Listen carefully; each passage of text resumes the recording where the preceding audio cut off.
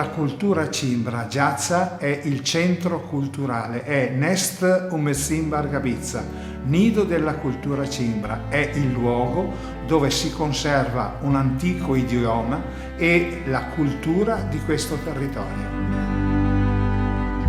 È un orgoglio delle radici, è la consapevolezza di una migrazione medievale, ma anche l'approdo verso nuovi lidi dove queste persone sono state, sono arrivate e hanno trovato la possibilità di lavorare, di disboscare e di produrre.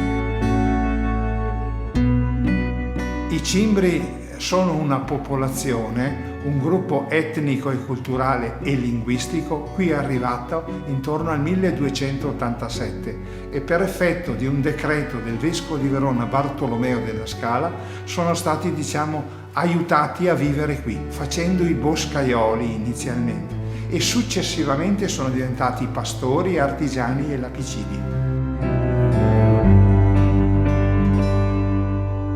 Di quella cultura originaria si è mantenuta la lingua, soprattutto qui a Giazza, che è ancora parlata da alcuni anziani, anche se è in pericolo di sopravvivenza.